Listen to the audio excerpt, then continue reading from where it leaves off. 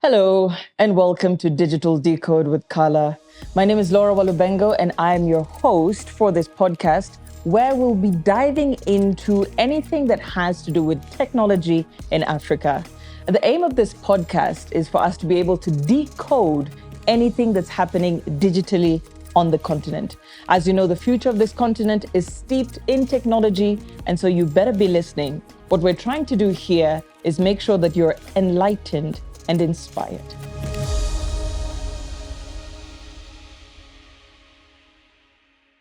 Hello, and welcome once again to yet another episode of Digital Decode with Qhala.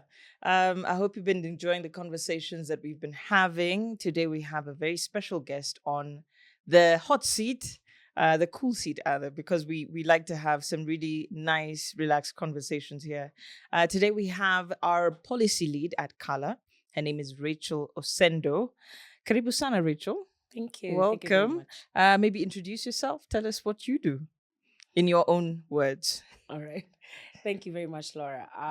So my name is Rachel Osendo. I am leading policy at Qhala. And it's very interesting how I ended up leading policy at Qhala because I I work for the Kenyan government as well. So I'm a law reform expert and a public policy specialist.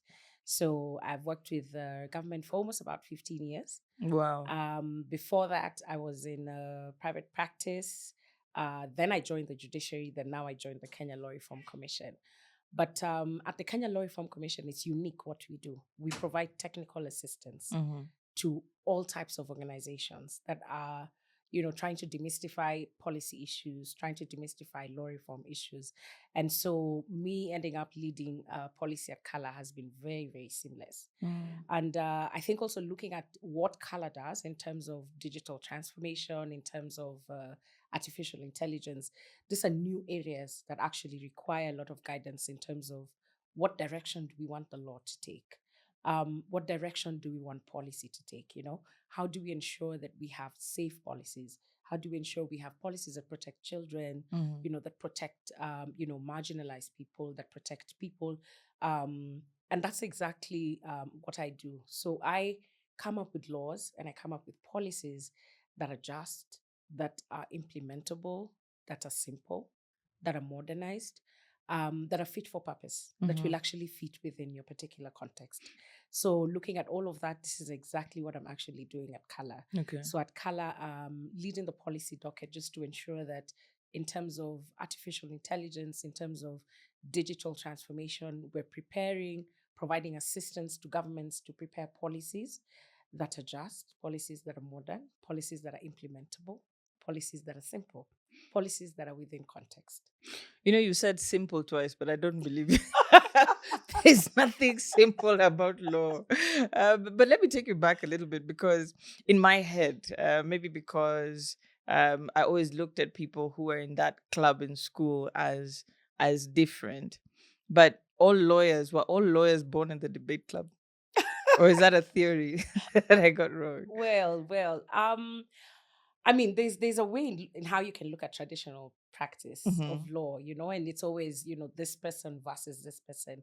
And I think that really manifests itself when, actually you have a matter in court. So if you're litigating or if you're, going for arbitration, then, it's you're definitely on one side and the other lawyer is on the other side because you have to articulate your client's issues just the same way the other lawyer is going to articulate the client's issues. So you always have to have a spirited way of ensuring that, you bring out your client's issues very well. You want your client to win. You want your client to be awarded, if at all, right? So that's where the debating element comes in. But I think that law has got very many faces. Law has very many facets. Look at me. My qualifications are in law, yes. Currently doing a second master's now in technology and public policy. Come on. But I'm very drawn to the policy side of things, very drawn to public service elements. And so a lawyer is able to morph into very many things because you require regulation in every sector. So you can have a lawyer who is into maybe entertainment, right? Because the entertainment industry also requires rules, Exactly. requires regulations. It also needs to be safe, and things need to be simple. The documents that are there need to be simple. So law can actually move into very, very many things. But the element of debate finds its root in litigious matters or matters that have gone for arbitration. Okay. So the fact that you can morph into so many different facets, what made law reform stand out for you? Right. So I was working at the judiciary. I was in the first cohort of legal researchers. So this was in 2012. I'm sure maybe someone would be trying to calculate my age. The safe So space. it's a safe space. So in 2012, we had the first cohort of legal researchers. So these are lawyers who, of course, have been admitted to the bar, and you'd be working with a judge or a number of judges and helping them conduct legal research. It helps because I think it brings a lot of efficiency within the judiciary, because judges do get overwhelmed. They have a lot of matters that they're handling. So with the helping hand of a researcher, then at least you have issues already ironed out. So as the judge, you could, you'd be going through a brief, at least in a way that it's already kind of been sifted for you. But then, of course, you'd still have, of course, you still have to check the file as a judge, but then it's at least at a more advanced level. So I think it brought a lot of efficiency. And also, I think it brought the development of rich jurisprudence, because you can imagine we were young. We had the whole world ahead of us. And so we're doing our research looking at different countries, just to see how different countries have dealt with all of this jurisprudence. And then we had just passed the new constitution, which was in 2010. So we're coming in, the judiciary has to be at the forefront of ensuring, we're implementing the constitution. And during the first 5 years, that's 2010 to 2015, most of the matters, because I was working in the Constitutional, Human Rights and Judicial Review Division. Wow. So you find that was like the core, that was like the engine of demystifying what the new constitution was. So with every matter that came before us, I remember we had a matter where a certain father said that the government should pay secondary school fees for his son. So that gave an opportunity for the courts to invite the Ministry of Education to come and tell us, okay, do you have enough allocation to pay secondary school fees? Because remember, it was only for primary school. Yeah. There was a time that some people were being evicted from the Kenya Railways quarters. We didn't have any legislation on eviction. And so we were using, I think, wow. You can imagine, we're using the Vienna Convention. We had to borrow that and apply that here, and said, okay, now we need law that will actually guide how evictions are done, to ensure they're human-centered, they're human-centric. So you find that there was a lot of law that needed to be reviewed or reformed so that it now conforms to the new principles of the new constitution. So between 2010 and 2015, you'll also look at the constitution. There was a fifth schedule that said all these laws needed to come into place. So for me, it was very seamless. Moving from the judiciary to the Kenya Law Reform Commission was seamless. In fact, I remember handling some matters on law reform that I'd already handled when I was a researcher on this other side. So I find that I'm very, very adept at identifying gaps. I'm very adept at looking at, okay, there's a gap here. I think we could do this a bit better. I think we could style this in a different way. I think we could strategize on this a bit better. So I found law reform a very natural space for me to be able to say that the law is not working in the right way here. So that is where I come when I talk about simplicity in the law. The law should not be difficult, It shouldn't be complex. It should be something that anybody can interpret and can know exactly what they need to do. I guess what makes it difficult is the terms, yeah. Like you just said, jurisprudence, and I've heard it before, but if you hold a gun to my head, I might be like, eh. So I think it's, I guess, understanding some of the terms that are used widely. That is true. That is true. Sometimes the jargon gets complex, and that's something that there's actually a movement globally to be using plain English when you're drafting legislation. So like I draft legislation as well. So I'm a certified legislative drafter. It comes with a tough of doing law reform, because once you identify the gaps, then you should be able to draft what text should be there to close that gap, right? So there's the element of plain English, so that you don't start your sentences with notwithstanding or despite the you just say it expressly. Use if you can, try to use plain English and not necessarily the legal the legal jargon. Those are some of the elements when I talk about simplicity. But not everybody has boarded the plain English train. Some people are still there on it. I think from the other side, if you're looking at it and you see all these terms, you really feel like there's a lawyer trying to play you somewhere. They're just trying to make sure you don't understand what's going Are on. you serious? Is that how it feels? Well, I mean, yeah, that's how it feels because when you have a document, and as simple as it is, it's probably like 15, 25 pages, Yeah. and you have to go through everything, and the sentences seem like they're saying the same thing, but not really. Not really. So you have to keep looking, and you're like, these guys, somebody just needs to explain this to me. No, But I know. Sometimes you can, and you're seeing, and especially when they throw in the Latin jargon, you find inter alia or you find mutatis mutandis, and I'm like, listen, why would you put this in a document? actually, what helped me is when I used to read news, I had to learn some of these things because you get a judgment. You're like, what does that mean? And you can't misinterpret it. You have to say exactly what. Did you literally teach yourself some Yeah, I law had on to. the So job? I had to sit with a court reporter and be like, okay, what are you saying? Right. So that when the stories come, they actually make sense to you first before you put them out. I'm so excited to hear that because I always told a lot of people who would listen that whoever is reporting about what has happened in court would help if they had a bit of a background to be able to understand and say it a bit simpler, etc. Okay. Yeah, so most newsreaders, they have to go through a lot of these trainings to understand what is, especially, I'm sorry to put you in the same bracket, but law and golf, same thing. Really? Yeah. Medicine Like, what are you saying? isn't as Medicine is actually more straightforward because if it's a name, it's a name. okay. If you're going through something, you're going through something. Right. Yeah. Yeah, I can think about golf and I'm like, okay, par. Yeah. Yeah, you just Yeah. But like it's interesting now that you pick law reform. First, congratulations. I think you know the constitution. Nobody can play you when it comes to that. So I'm very happy that you have that knowledge just for you. But second, you've decided to do law reform and you've picked technology. Two different industries that have so much jargon, and you have to put it together and make it simple. So tell me what work exactly you do for Qhala in terms of the AI policy.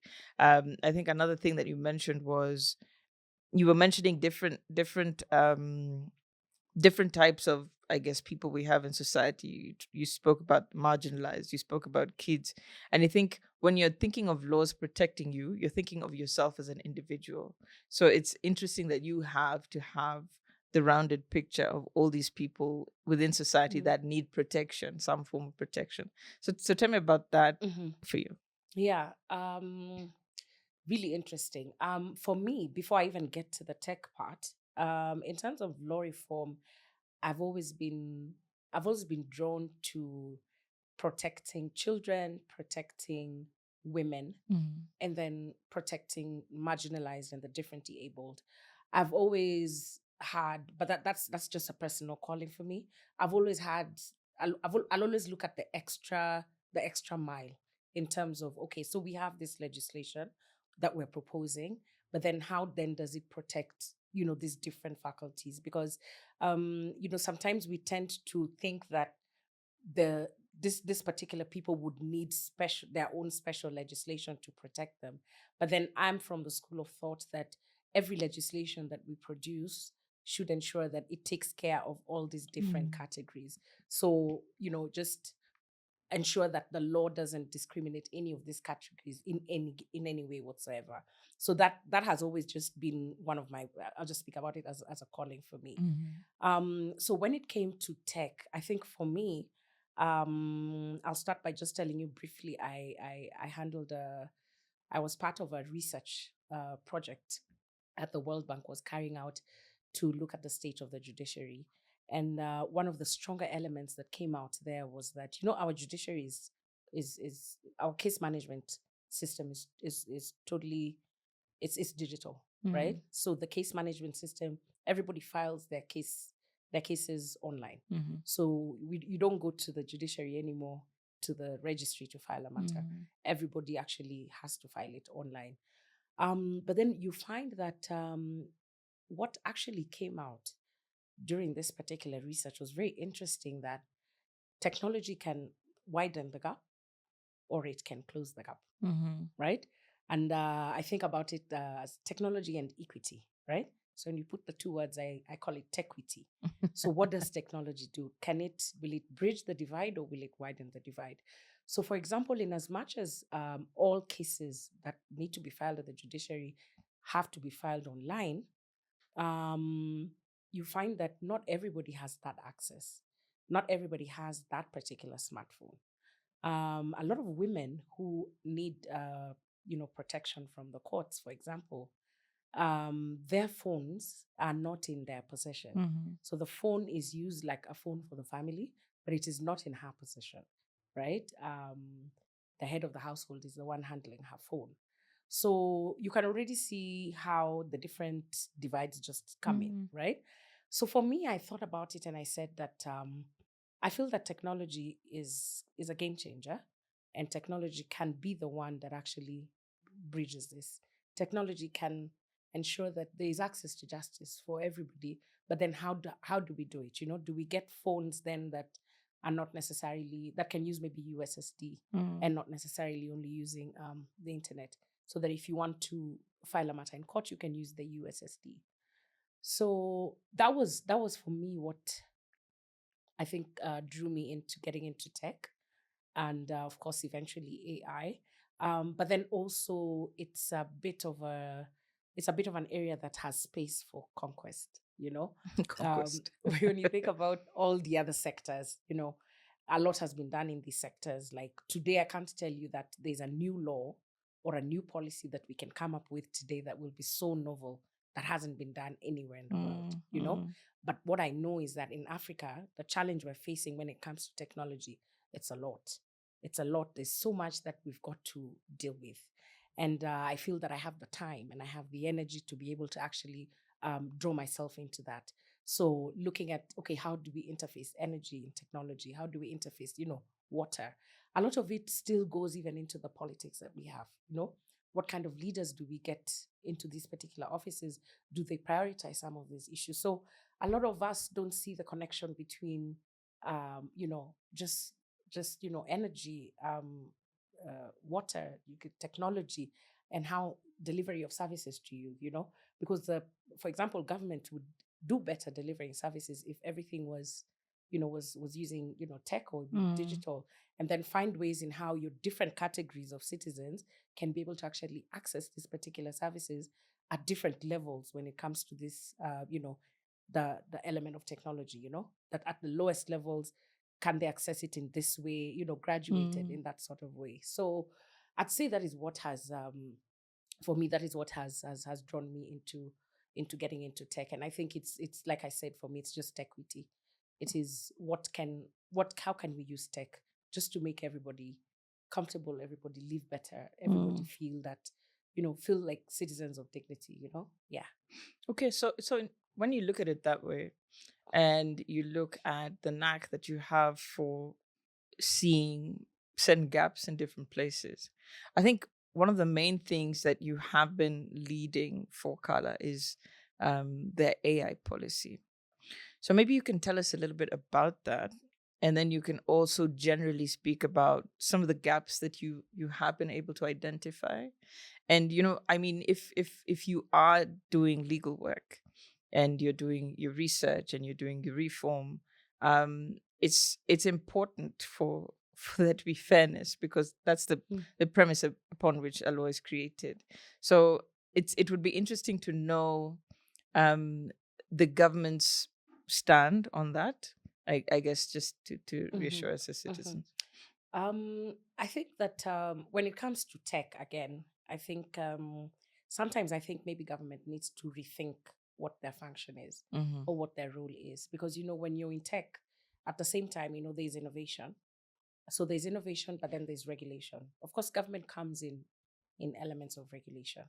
But, innovation grows and grows on its own. It starts and it blooms and it mushrooms, and it's just an organic thing. It's an organic movement. And most importantly is that government should not be seen to stifle innovation, right? So as government should not stifle innovation, then government should come in at the regulation part. But then sometimes I think, one of the questions that always comes up, especially during our AI 101 policy classes, is what should government regulate? And should government be regulating also at this particular point? And so to my point on the AI 101 masterclasses, we are holding these masterclasses for policymakers within the continent. We just came back from Lagos, having held a really, really exciting class with policymakers in Lagos. We already did one in Kenya, we've done one in Cameroon, and now we're gearing to do one with South Africa, and also for Sierra Leone, we're actually going to do one with their cabinet. The thing is this, the literacy has to increase, because you can't regulate what you don't know. So we have to, as policymakers, we must understand what it is. So, for example, what is artificial intelligence? Not very many people know what it is. And so this is why our policy class is actually the first segment of the class, literally is very basic, just teaching you what exactly AI is. And then it takes you through, different elements, telling you that data is the foundation, computer infrastructure, that's the structure you build it on. Talent are the builders, market, when you think about the use cases, etc. So we really go through a very basic way of just trying to explain to policymakers what AI is. And the reason why we do this is we also want to show them that, because sometimes we ask them, did you use AI this morning? And some of them will say no. But then we'll try to demonstrate to them, and then they'll be like, oh, so that they now see that, okay, I'm actually using AI and a lot of it, and I'm not, and I don't know, right? So we really explain, okay, fine, what is AI? This is exactly what AI is, right? But one of the gaps, just as you're saying, Laura, just as you're asking, is the literacy. The literacy is a big one. So the literacy is what we're working on in Qhala to primarily ensure that we equip policymakers with the understanding, so that once they understand what AI is, then now we move them to the next level. So in terms of the challenges that you face in your country, then how can AI intervene so that they can then accelerate those particular public service delivery, right? So that's what we teach.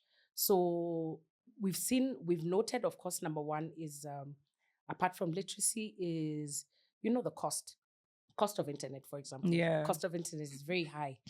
In Nigeria, it's extremely high. Yeah. Even, you can always check when you get into a new country and Safaricom sends you a message, and you can see the cost of roaming.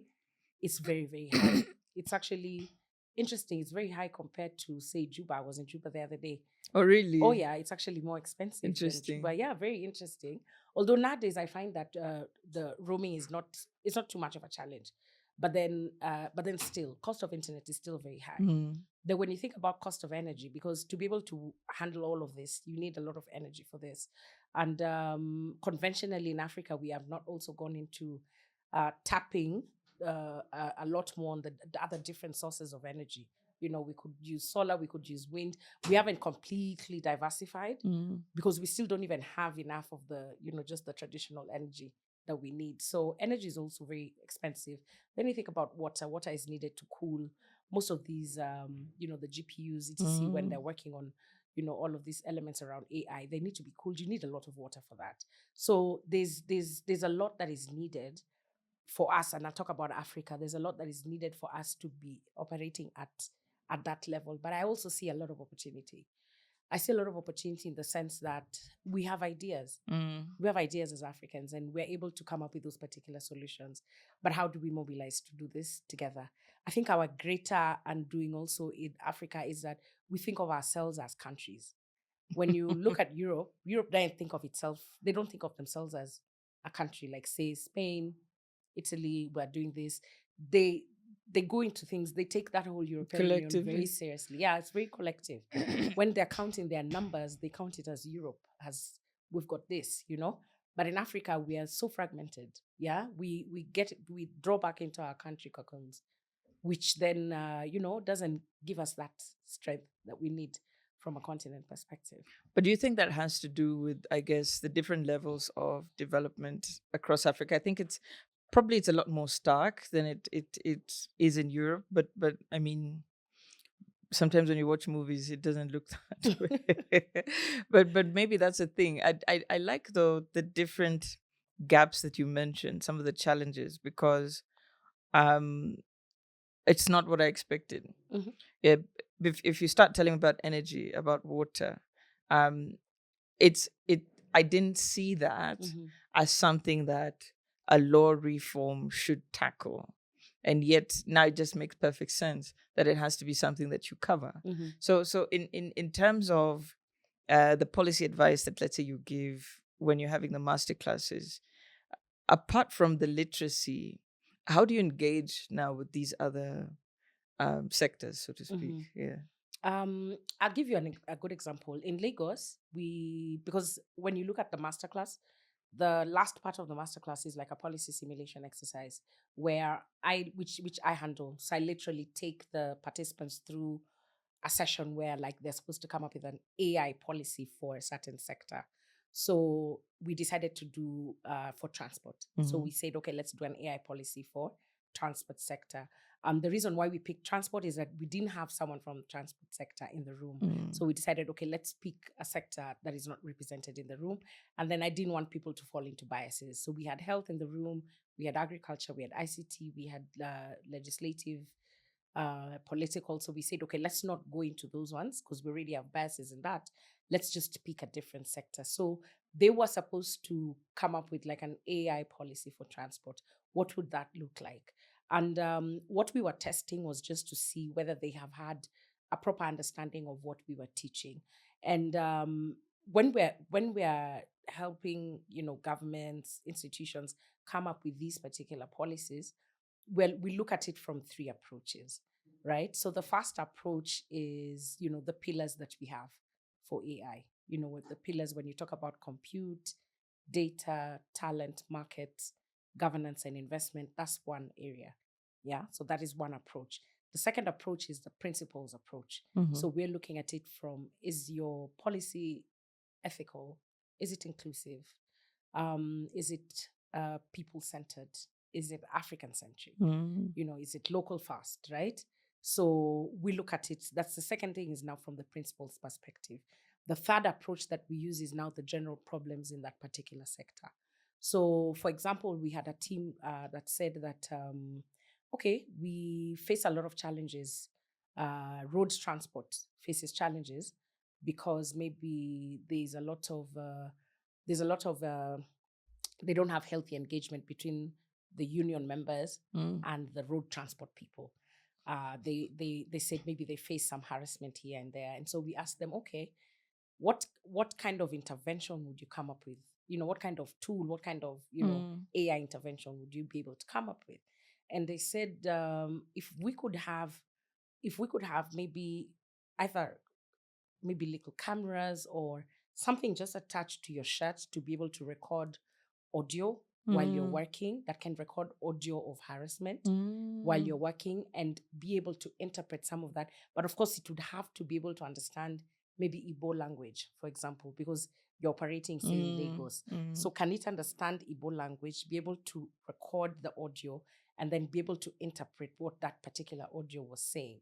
So that now you're recording any type of harassment that is happening. Is it happening real time? You're able to record that. So that would then be able to tackle harassment within the transport sector.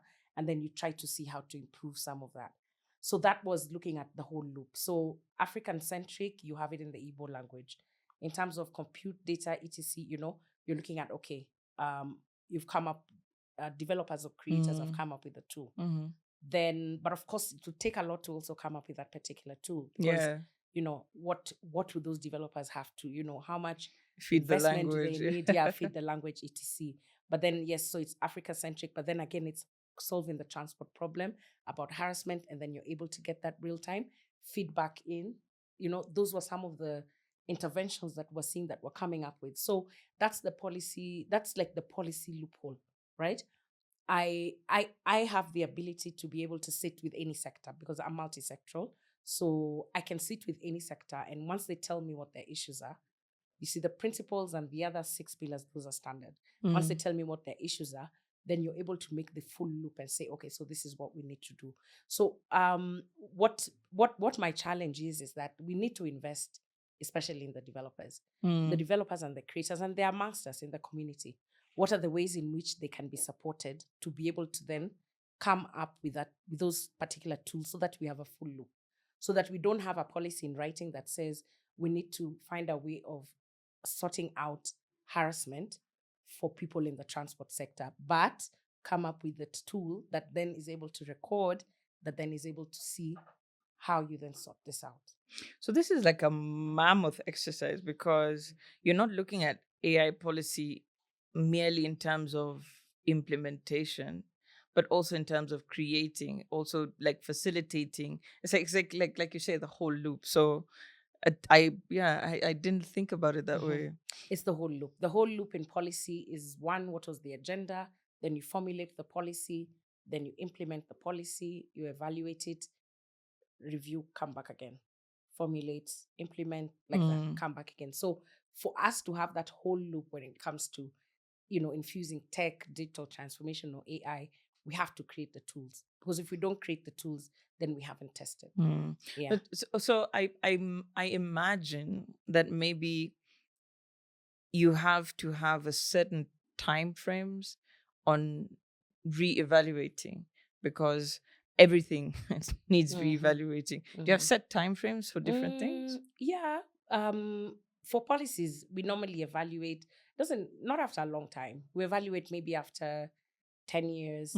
Some countries do it after every regime change, which could be every 5 years. But sometimes after, it's healthy, like don't go beyond 10 years.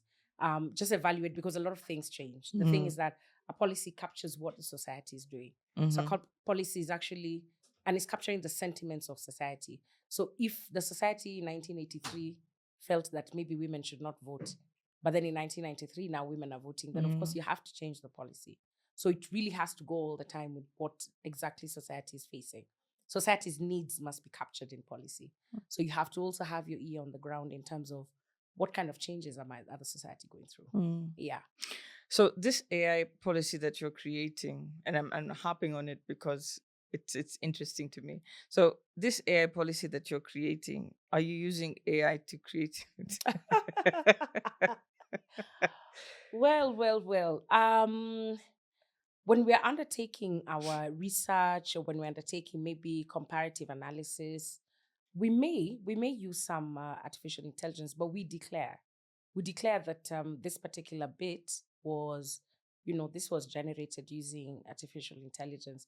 But the reason why you're declaring it is because at the end of the day, as the humans, we are the ones who have to verify that particular information. So in as much as we are able to, to use it, at the end of the day, you still have to, verify that info, because remember, again, artificial intelligence is it's not human intelligence. It's different, right? So at the end of the day, human still has that particular responsibility, because there are very many principles that still have to be upheld. Truth, safety, honesty. You still want to have those particular elements within whatever it is that you're coming up with. Yeah. Interesting. So apart from the master classes, what are some of the things that you've been able to achieve since you started the policy work? And I always go back to government. When you look at the different African governments, I know you've mentioned Sierra Leone specifically. What are you working on a government level? Yeah. So on a government level, so I'll start with the intergovernmental project that we did with together with Smart Africa and C4IR. So we came in to provide support in developing the Africa AI Declaration. So the Africa AI Declaration was just, centered on artificial intelligence, not a long document, but a document that is just speaking about the six elements, the six pillars. Was it simple? It was not. It was not. It wasn't. It wasn't. Some of my more interesting experiences is that when you're drafting some of these documents, when you're drafting policies, when you're drafting law, people project their biases and their interests. Mm-hmm. So you may be drafting legislation even for a parastatal, and then you maybe get to the part where you're talking about maybe qualifications of the board members or qualifications of the CEO, and for sure you're definitely going to see the CEO get agitated if at all, say, you're suggesting a qualification that maybe the CEO doesn't have. Like somebody would say, we need the CEO to have a master's degree. And if that particular CEO doesn't have a master's degree, suddenly they'll be very against this particular process. So people people naturally project their biases, personal experiences, and interests. So even as we were drafting the Africa AI Declaration, those came out. We were multi-country, number one, in that particular team. We were multi-country, we were multi-sector, different institutions, with different interests, different values. So all those biases came up. But then I think the beauty about it is that we're able to still ensure that we had the consensus that we needed to build, and that, of course, we're doing it for Africa. So we're doing it for the continent. So I think we were definitely drawn to that. So drafting it in terms of identifying the pillars. So you have the 6 pillars, and then looking at the governance, looking at the institutions that you want to establish. How will they relate to each other? What targets are you coming up with? Like, for example, in the investment, I think we're talking about a $60 billion fund that should actually be created. And those are some of the things that at least now, we'll be working towards. So that was interesting because that was intergovernmental because we're doing it for all of Africa. And then we drafted the declaration, which was endorsed in April. Nice. And that was very, very exciting. Congratulations, Thank you big. so much. I remember that in Kigali, as soon as they announced the endorsement, I felt sick immediately. And one of our guys in the team, Dr. Fred, Dr. Fred literally told me, Rachel, I think you've been operating on adrenaline. Wow. Yeah, you've been operating on adrenaline from January to April. So chances are your body is just, giving in because of, being on adrenaline. So that was in April, they endorsed it. And then just last week, they announced the first AI Council members, Africa AI Council members. Yeah. So we have ministers, we've got independent members. It's exciting to see. Very soon, they're going to announce the thematic working groups. So it was very exciting to actually see something you've been working on coming to fruition, because policy is a marathon. Policy and law reform are marathons. You put in a lot of effort, but they move slowly. Because you have to get everybody on board, and not everybody is moving at the same pace, And of course, they're politically influenced as well. So it was exciting to see that this actually happened this year. That was a big one for us. And that's pretty quick, Quick, exactly. And all 54 countries. Imagine all 54 countries on board, endorsed, and here we are. That has been the highlight for the policy team, I think, for this year. Then other government work that we're doing is, apart from the AI 101 masterclasses, is also just support to different governments. Supporting different governments, again, in terms of, where are you when you're thinking about AI? So, for example, we have an index that we have, and you're able to actually let a certain country know that this is how you're measuring or this is how you're doing. In terms of, say, investment, you probably need to have some more investment in this. But then, of course, the other question is, then how do I do that? Yeah, who do I partner with? There are different ways that governments can raise money, but then who do I partner with? So at least I end up bringing in a lot of expertise that I've learned from working in government to be able to assist some of these governments to see how they can, move forward in terms of their digital transformation, but also their AI. Yeah. Okay. I know that we've focused on governments a little bit, but the way that you're talking about the policy being multi-sectoral, are there any specific, I guess, people that you would target in a company and say that these are the people that need to go through this AI policy masterclass? Definitely. In the organizations, like non-government, you mean? Yes, non-government. Yeah. So for non-government, I mean, at the end of the day, you want to have the people who are the ones who sit down and have the discussions with government. Again, you see, policy still vests at the end of the day. the authority to move policy forward still vests with government. Mm. But the non-government play a very, very crucial role because they're able to influence the content of policy.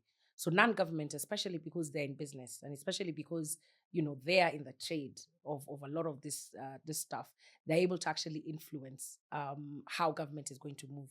Government ideally should be an enabler, and then these are the ones who are competing in the in the sectors, in the area. So they're able to come with a lot of lived experiences. When you think about some of the use cases, it's actually the non-governmental organizations who are actually co-creating some of these particular tools, etc. So they're able to give you hands-on insight and experience.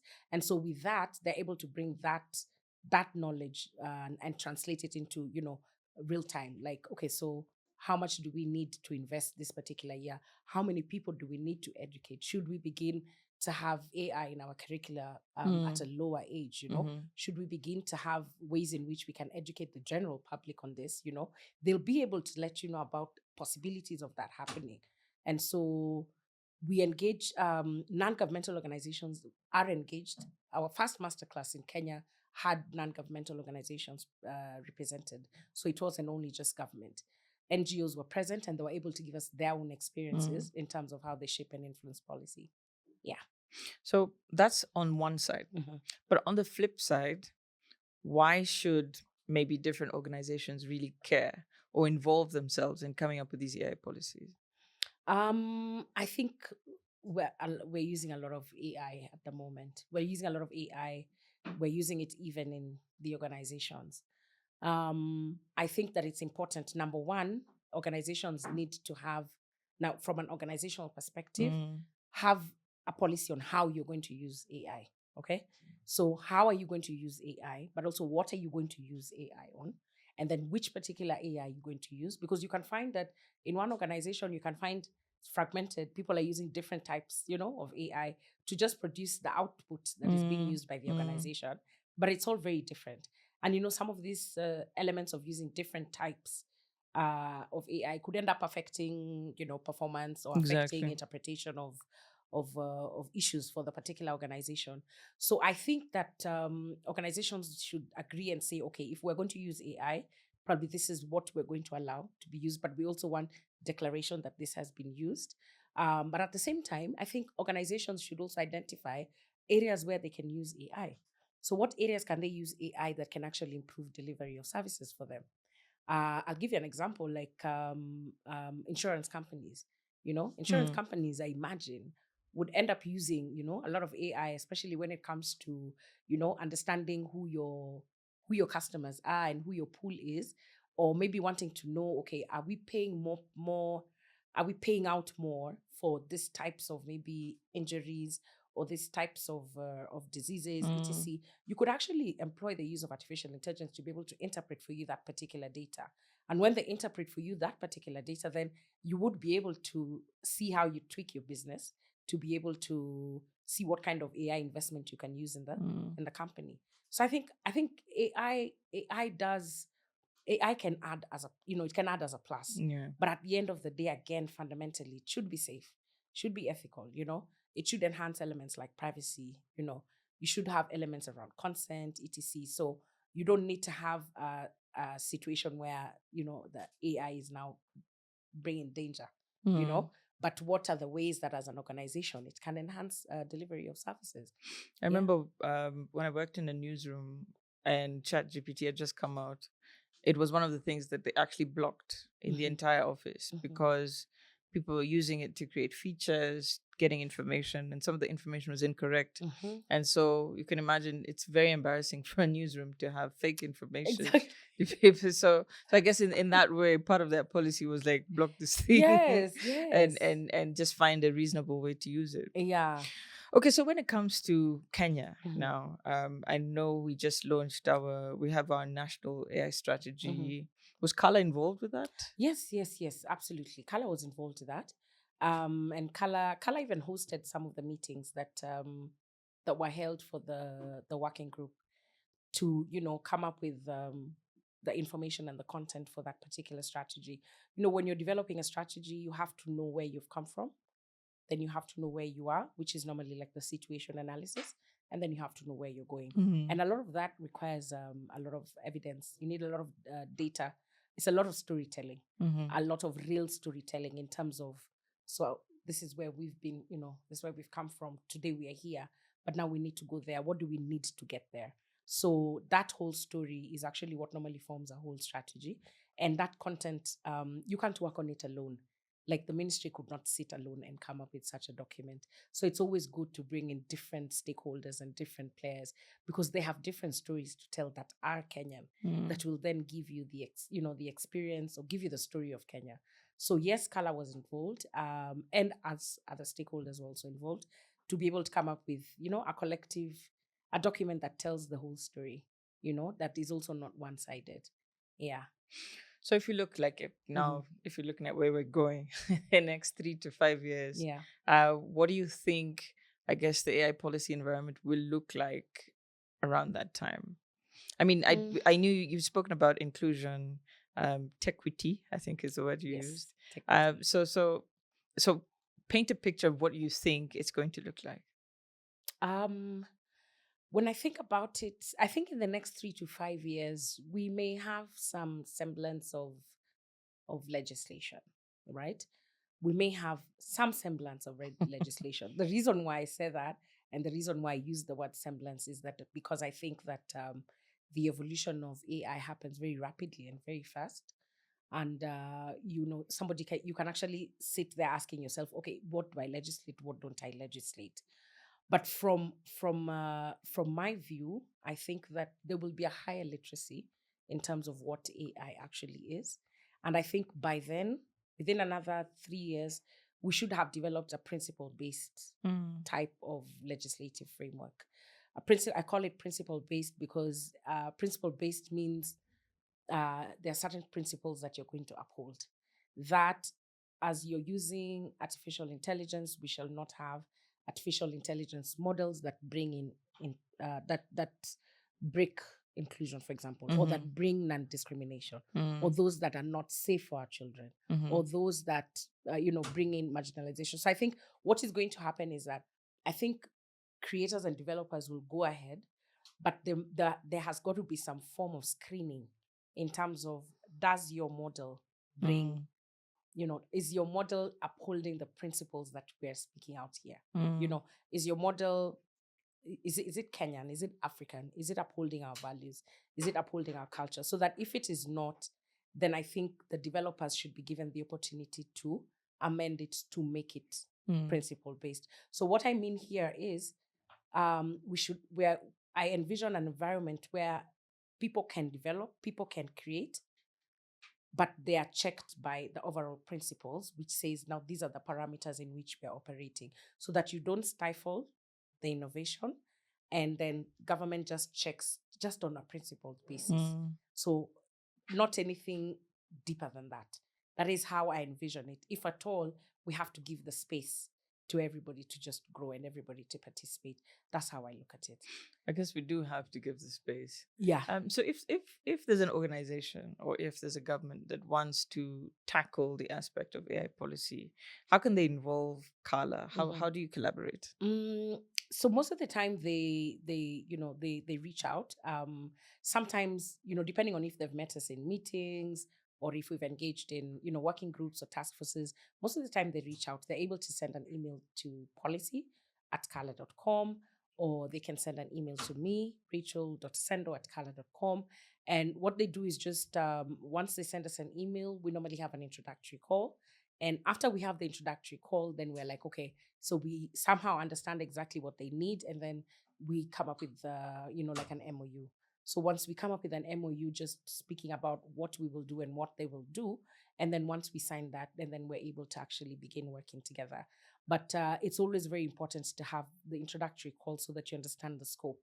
What am I bringing to the table? What are you bringing to the table? And then, of course, doing it within the MOU structure for an organized approach. Yeah. I know you've spoken about your personal calling and the different sectors of society that you feel particularly sensitive about or you feel responsible for. But in the scheme of things, in the larger scheme of things, looking at the declaration, looking at the fact that you did get unwell at that point, looking at the national strategy that we have in Kenya, what would you say, or how do you feel about the extent of work that you have been involved in, and what it means? The extent of work in what way? In coming up with those things, in coming up with the declaration, in being there when, what's it called, you said the council was named, right? The national strategy that you were a part of, like it's a lot, and Yeah. it means a lot. So I'm just imagining, I'm wondering how you would articulate it, being a part of that story. Yeah, I think Laura, I probably need you more in my life to be able to tell that story, because Laura, I have done a lot, not just in Kenya, in the region, outside the continent. And I think my greater joy is when I see documents in motion. You know, I'll give you a good example: the National Youth Service Act. You know, NYS. You remember there's a time NYS had a bit of drama, a bit of issues, and I think Uhuru said now we need to. When Uhuru was president, then he said we need to reconstitute NYS and make it a statutory agency so that we get in accountability issues, etc. And so I was the drafter that spearheaded that. And so when I see NYS now, I see it prospering. You don't hear scandals about NYS. Because after that there was a lot of education in terms of educating the NYS students themselves on what what this means. A lot of now change management engagement. It's I don't know whether to call it joy. It now fits very well with with my belief in public service. I say that, okay, here we did a good thing here. The people who are enrolling at NYS, the people who are going through the program, the people who are coming out, getting into different sectors. And I'm like, I mean, it excites me when you think about the impact of that on the economy. It excites me. I have very many other projects that I have done, and even just as you're saying, like the Africa AI Council, it's a feeling I can't explain the feeling. It's a feeling of no, it's just a feeling that you're doing the right thing, that you're doing something right by the people, and it's a feeling that also can't be quantified even in terms of money or of it's just what do I say? Not comfort. It's just happiness. It's satisfaction. Okay. It's satisfaction, and then for the kind of work that I do, we are always in the back. We're always at the back burner of things, So you're not, half the time you wouldn't wake up in the morning and tell people that, oh, I'm actually the one who drafted the document. But I think you just see that it is happening, and you see that things are moving, and it's very exciting. I'm glad to be part of such movements where I can get things, getting up and moving, and yeah. I can feel it. I can feel what you're trying to say. I look for the words for it. Please look for the words. I need you to package me. I need you to package me for that. But congratulations. Thank you for the work that you do. I think now just looking at the extent of things and the vastness, the data, the information that you have to deal with is quite a lot. So thank you for that. Thank you for that. I don't have any other questions, but if you have something that probably you need to mention, I would. No, I'm excited to have come. I hope I can come back again. When the legislation is done. I think you guys are running a good thing here, because it feels very natural. Yeah, I honestly didn't feel like this has not even been scripted, I like the natural. Just keep that up, the natural vibe about it. Thank you. It's very easy. Thank you very much. You heard. Subscribe. Subscribe. Watch all the podcasts that we put up at Digital Decode with Qhala, and you get to have a lot of information about what's actually happening in the tech space, in the back, in the front, and what they call deep tech as well. So I hope you enjoy the episode. Thank you very much, Rachel, for being Thank here. you. And yeah, catch you on the next one.